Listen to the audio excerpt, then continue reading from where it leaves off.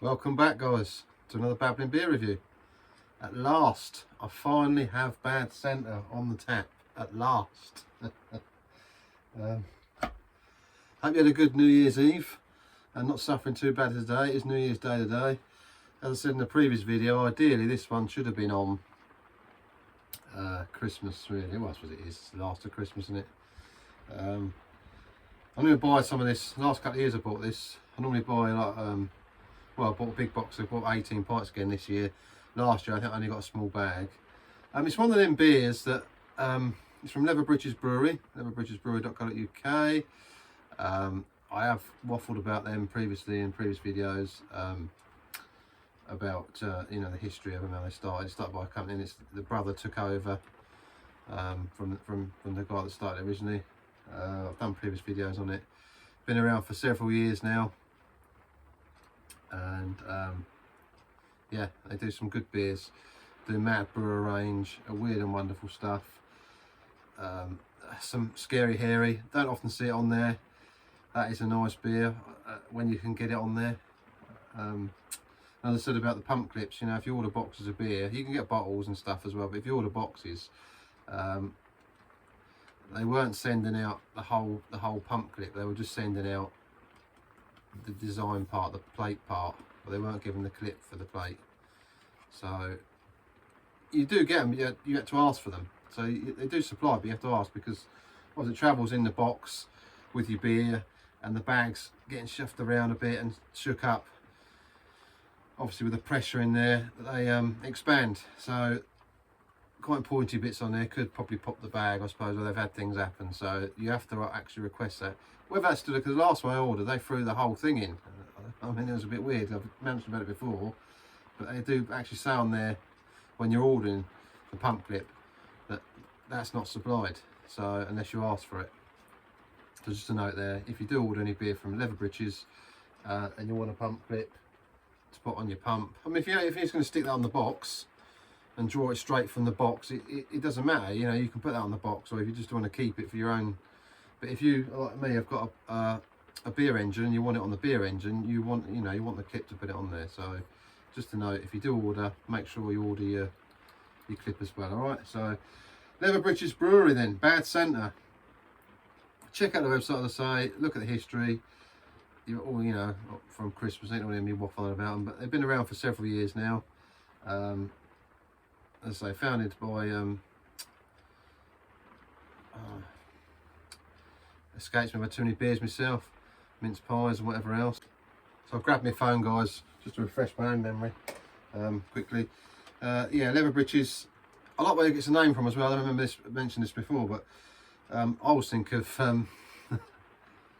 things that are not this when I think of Leverbridges. Leverbridges, I think, are some kind of food, I'm sure I said this before. Takes its name from an old tradition long before the day of scientific analysis and the invention of the sacrometer. Ale conners who collected taxes for the crown needed to check the strength of the beers brewed. They would pour some of the beer onto a barrel top, sit on it for a while, pour some of the beer onto a barrel top, sit on it for a while, and depending on how sticky they felt it to be when they stood up, they were able to assess its alcoholic strength. What a way to check it. Oh God, some of these beers are sticky, you know, aren't they? Yeah. So impose the appropriate duty. So it's to do with working out the duty and the rate on the beer. Ways of which you used to do things, I suppose, before modern workings. Worsted cord and even moleskin trousers failed to withstand the onerous duty. Thus, Leverbridges were worn by all the ale conners. And then they became the mark of their profession, so that's where they got the name from. So from the ale conners that did all the taxing of the beer and whatever. Yeah, so Edward Allingham, owner and the original Mad Brewer, and he's the one that works there, one of the brewers. But as I said to you before, it was started by since 1993. That's when they established. So around Babbling, waffling beer, Babbling beer reviews. The original brewery was started by one member of the family, and I'm babbling again and waffling again like I normally do. And his brother took over. So 1993 they founded originally, And yeah, they've gone on there. They've got Ashby de la Zeus. They're based. Still within the family, still a family brewery, which is good. We could talk about these big companies, big players being taken over, and they do loads of beers, loads of different ones on there. They do porters and dark ales, amber ales, your pale ales, IPAs. As I say, the Mad Brewer range. Check them out. They're a really good brewery, and they do some good beers. You do get discounts on their beers every now and again. You have to sort of wait for them, and if you're on the Facebook page, every so often it'll come up with get a 10% off there, which makes 10% makes a massive difference, even if it just covers your postage. I mean, for me, that was $45.99. I think it works out, which is quite expensive. By the time you put in your the beer and then the postage down for 18 pints, but it is live ale. You know, it's off the pump. Again, even with the postage, if you worked out what it'd cost you to get it down here, you know, what you'd be paying for a pint in the pub, it's still going to be, you know, vastly cheaper an ale at home. But as I said before, do support your pubs. They do need us to go in them. So, and I'm not saying don't go, but I'm just trying to put it into perspective that, you know, what it costs for a pint of beer now, paying for the beer and the postage, you're still going to be financially, you know, it's cheaper to do it that way. So anyway, as opposed to Bays, as I said to you, I keep saying about them, bang on about them, the cost of the beer and getting down to their values is, you know, I've not matched it yet. So anyway, Bad Santa, 5.3%. Let's get one poured out and have a look at it. I've been waiting a little while for this to come on. As I said, 36 pints of Tingle Ale. It's been a quiet Christmas this year. It's only been us, we've not been around, so I've had to work my way through that slowly but surely. And as it's in a poly pin, the beauty of it being a poly pin is that it does last for several weeks. I mean, if you put that on in a barrel, and you'd have to drink it within a few days of opening, but being as it's in a poly pin and it collapses on itself, last several weeks, nearly 3 weeks I've had that beer on, believe it or not, and it's still tasted fine and fresh throughout, so well worth doing. I'll just get my seat and I'll be over with you. So guys, lovely, poured out, as you can see. It is actually a porter, this one, it comes on a porter. Nice and dark, look, a nice winter warming beer there. Very dark. I like you can catch in the light there, you catch sort of rubiness in it, you know, a ruby colour, but very, very dark.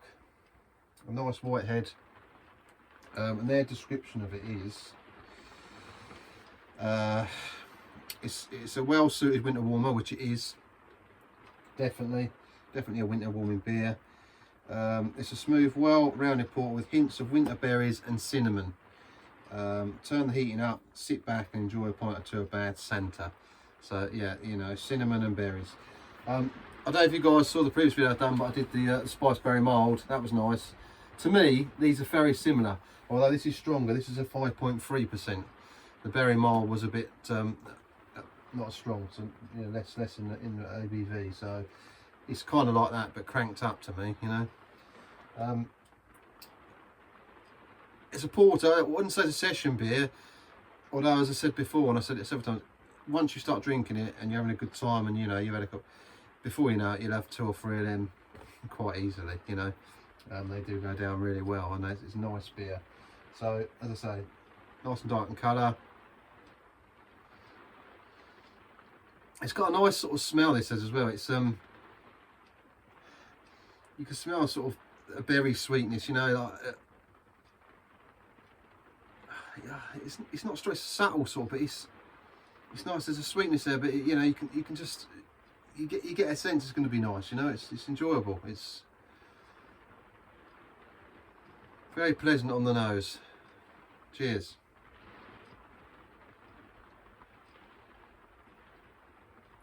Lovely and cold. Smooth as it says. It does say about being cinnamony, but you can taste hints of cinnamon in there, but I don't get. It's not strong, you know. Even like the Spice Berry, it's not. You know, it's not unpleasant at all. It's all well mixed into this beer. So the first time you have it, you think, oh yeah, Christmas definitely. You know, when you've been out, if you've even been out for them, you come back and you want a couple. That you know, that's the sort of thing you want to be drinking. It makes you feel Christmassy. It's like a mulled wine almost, in beer version. not carbonated, very smooth. There's a little bit of a subtle fizz in there, but I get a sort of, you know, plum tasting, you know, the darker berries, and you know, it's that sort of flavour all mixed up.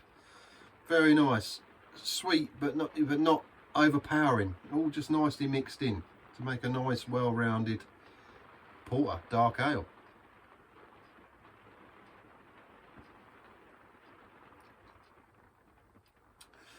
Quaffable, as they say. But yeah, guys, I mean, I highly recommend it. I don't know, you can see as I lift it up, I can see, you probably can't see from that angle, I've got this new light on top of this phone, but trying to catch the colour there.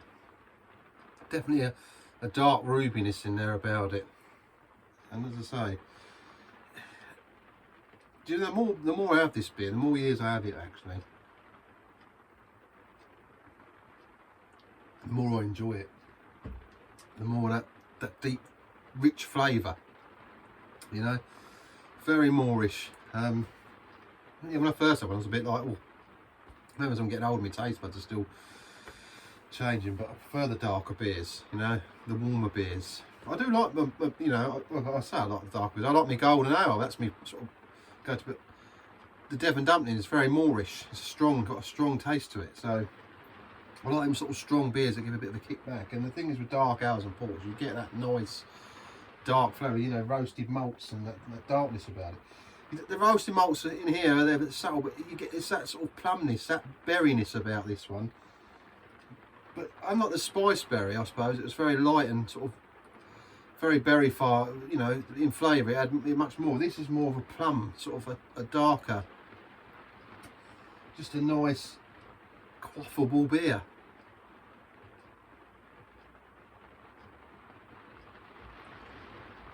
I don't know if you can get any now. They may have sold out. I don't know, being end of Christmas now, we're into New Year. Probably still got some there if they made brewed enough of it. But the other thing about this, I noticed every year I've been able to get this, like with Bays and certain Christmas beers that breweries do, they only do so much. And you know, I mean, I think it was in the second week of December, was it? Third week. I tried to get a box of Jingle out, and they did have a small one. I had to buy a big one, and they had a couple left. Whereas this, I waited up and thought, oh, you know, I hope they've still got, and they have every year I've gone to order one. They've had whatever size you want, whether it be a 3 litre tester bag, the 10 litre or the big 20 litre. You know, it's, obviously the prices vary on what you order, but I got 18 pints, say £40 99 pennies I think it was, but then obviously delivery as well. So if you live nearby and you go and pick it up, 40 quid, cut to £20, isn't it? It's, you know, and if you spread it across a week, you have it one weekend and then finish up the following weekend, 9 pints each weekend, 20 quid. What would you spend? As I say, if you went to the pub, you'd spend more than that in beer, I'm sure, for 9 pints in your pub. So as I say, it's value for money. You know, it seems expensive at the time. When you actually break it down, it's not. And as I say, look at that, it's a nice looking beer. Laces on the glass, very nice. Look, pour through with a sparkler. That's optional again. I have sparkler on my beer because I like the way it looks and the way it tastes and the feel. That nice frothy layer it adds to the top. And there's a lovely smooth pint. I mean, I've drunk plenty of beer yesterday in the evening through the night.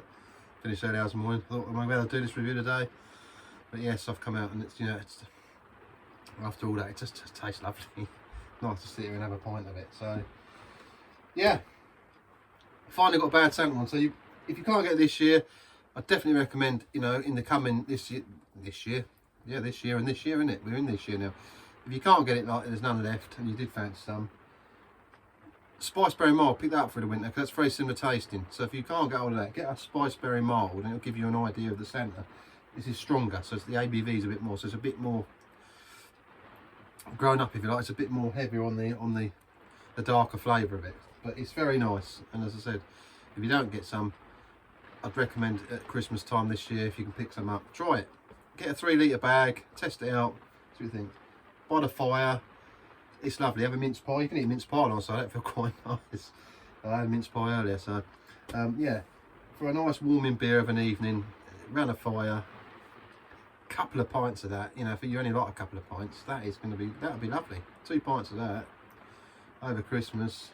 in a pub, make you feel all nice and Christmassy. So yeah, no more waffling and babbling. Get on. Thanks for tuning in. Sorry it took so long to get it on the pump, really.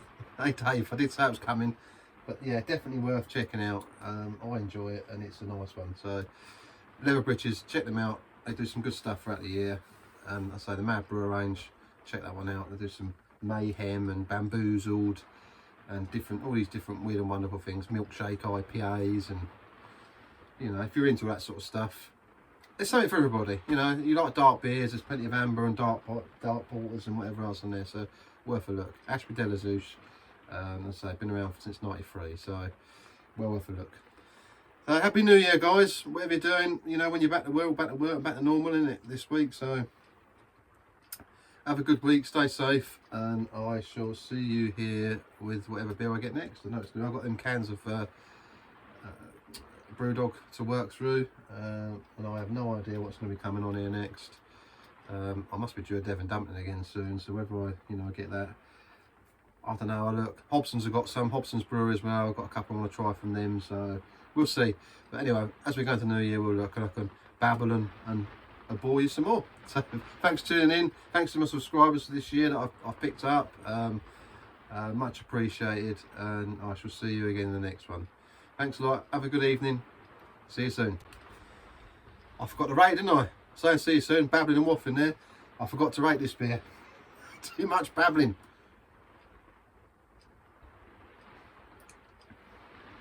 That's up there for me, guys. It's so nice. I'm going to go over, you know, I'm going to give it a straight. So I say that. Might be high for somebody, but I'm going to give that a 9.5 for my taste buds. It's a 9.5. Bad Santa. Very enjoyable. You like dark, smooth, fruity, but dark plum flavours, warming flavours, not overpowering. That's the one. Check it out. 9.5. Thanks a lot, guys. See you soon.